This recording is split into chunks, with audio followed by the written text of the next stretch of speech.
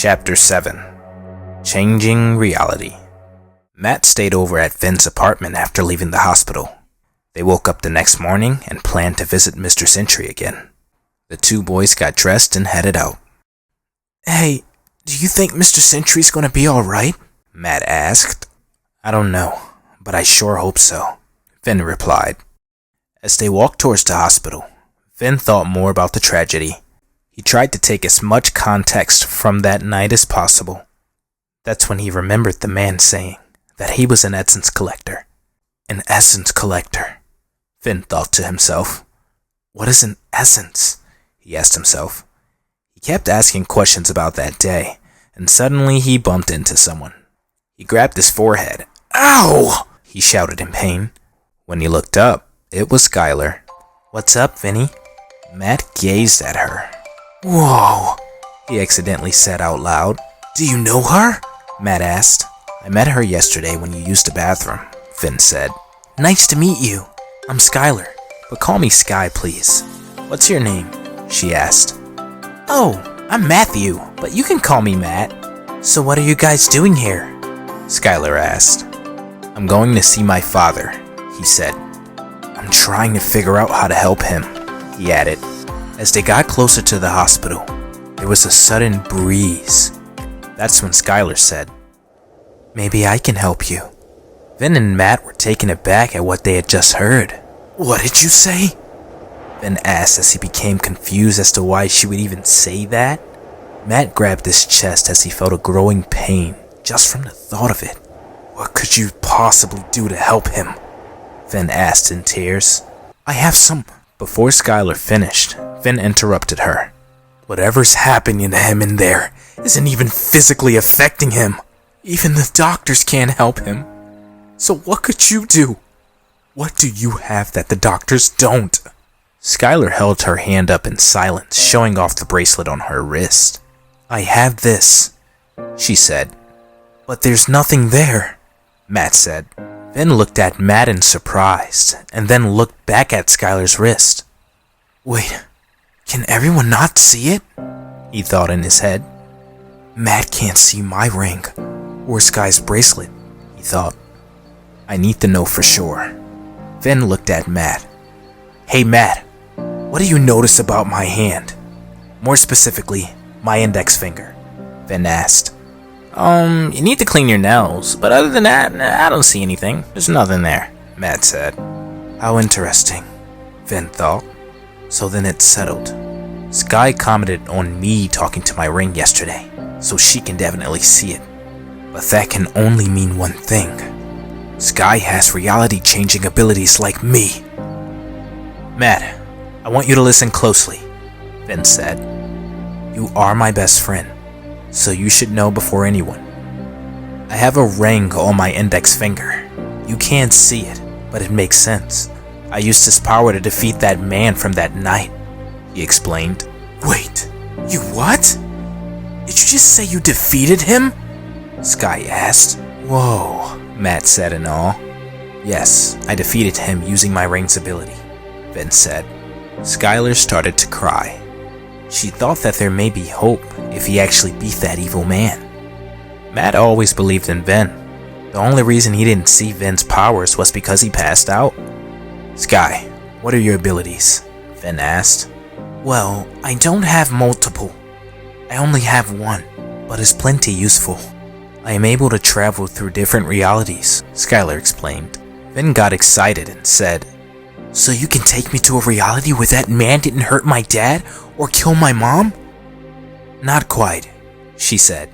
Every reality is different from the one that you know now. However, the only thing that doesn't change is the fact that the tragic events still happen. The same way in every reality. To be more specific, fate doesn't change. Your mother is gone, but your father isn't. That's how it is in several realities now. Another thing is that there are some people who do not have infinite versions of themselves that exist in other realities. Maybe very few, but they're really hard to find, she said. For example, you are the only one of those people who weren't part of my original reality. I searched for one person that could change the world, and you happen to show up as that additional person. Out of 7,801 people, you're clearly special. My bracelet gives me knowledge on each reality before I visit them depending on what I'm looking for, she added. Unfortunately, I'm not able to change those worlds or affect the structure of that reality, but I can visit them and see the information regarding them. For example, the population, or the versions of the people within them. I'm also able to see the location of who or whatever I'm looking for, but never the exact spot. I mean, I guess it would be weird if I just appeared out of thin air in front of a stranger, she said while laughing. What about you? What can you do, Vinny? She asked. Well, on my index finger I have a blue ring, and when it activates, it hovers above my fingers, almost like a halo, Vin explained. Apparently, this ring gives me 1 defensive ability and 2 offensive ones. The offensive being the ability to create and destroy my imaginary dimensions, while the defensive ability allows me resistance against any ability with the means to wipe me out. The man from that day snapped me out of existence. I was able to come back from that after a few seconds, Vin explained. You're pretty broken, Skyler said. Matt agreed. Probably, but the only thing is, I can't activate the ring again. No matter how much I try, I can't remember how to do it. There was also one thing I noticed when the ring's abilities were activated, Vin said. My physical attacks were strange. If I'm correct, I may be able to utilize the laws of physics when physically attacking someone, but that's just a thought. It's probably nothing, he said. Sky, how do you activate your powers? Vin asked. Well, it only works when I think about 2 things. That being the desire to do something, and why I want to do it, she replied. Maybe you should think about that, Skyler said. But my way of activating it, and yours may be completely different, she added. Is there anything that you remember when you first did it? How it felt? What you were thinking about? She asked, now that Vin had time to think about it. He felt extremely useless and wanted to be able to help his family. He also remembered flexing every muscle in his hand as he stood and watched. Try to activate your powers while thinking about those things, Skyler said. Alright, I'll try, Vin said. He tried to flex every single muscle in his hand, and he thought of that night in detail, from his mother dying to his father being injured, and the man with the fedora that caused it all. Matt and Skyler stood back as they noticed the clothing on their bodies being affected by the turbulence that started to form. Clouds formed together above them, rendering the immediate area to a sinister shade. Vin's ring started to glow with electricity, while shock waves reached at Skyler and Matt. Thunder started to roar in the air. Dust flew around in the wind. Then suddenly, it all stopped. I can't do it, Vin said. Vin looked extremely exhausted. Matt and Skyler looked at each other and then looked back at Vin. That does nothing, Vin said in disappointment. This is just so dumb, he said. No, Vinny, that's not true, Skyler said. Yeah, Vin, everything was all like, whoo, and Matt explained.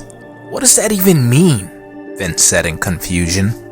That was a horrible description. But he's right, Vin, Skyler said.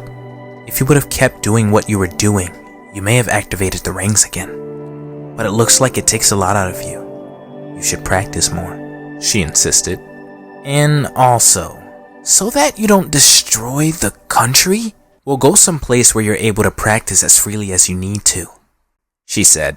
Here, hold on to my bracelet, you two, she insisted. Vin and Matt did exactly that, and suddenly, they were in a wasteland. There were no buildings, trees, or life nearby. I can't believe it actually worked with people, Skyler said.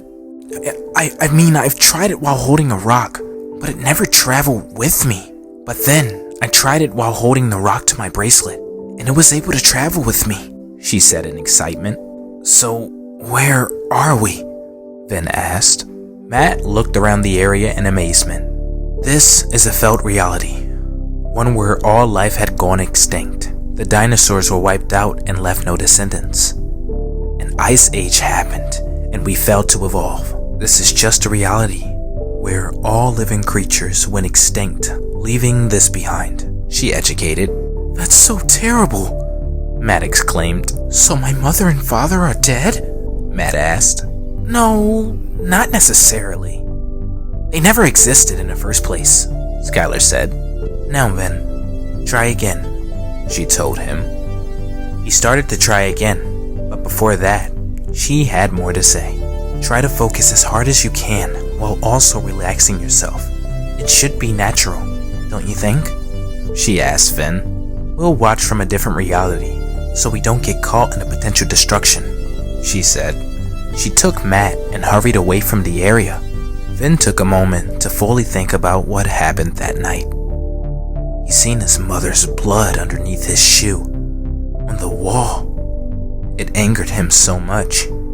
He seen that man with the fedora and thought of how he had no strength to save his family. He assumed a stance, as if he were holding something in his right hand. He bent his knees and tucked his left arm into his side, and slowly he started to let the emotion overtake him. Like before, the sky became dark and cloudy.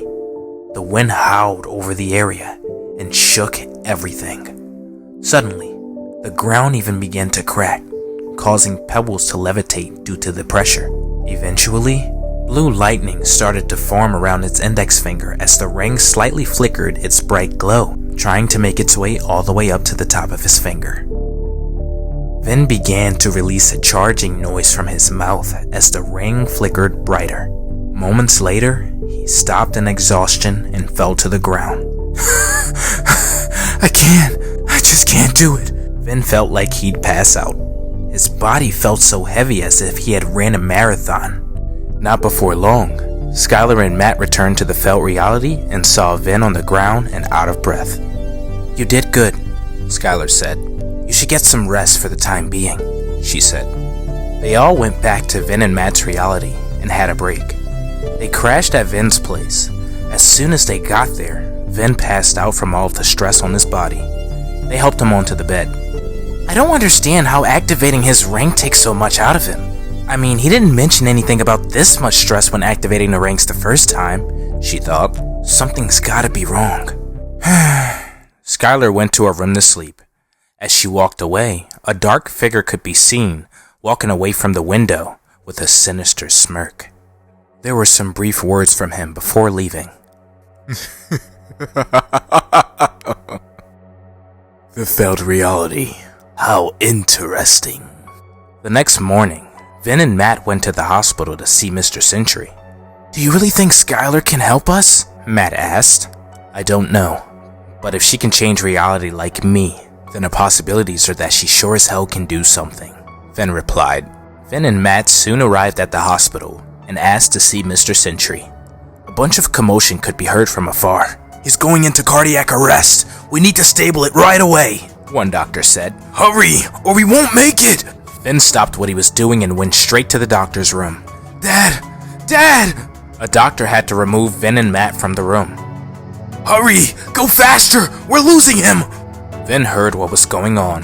The doctor that tried to remove them continued to tell them to get away and stay calm.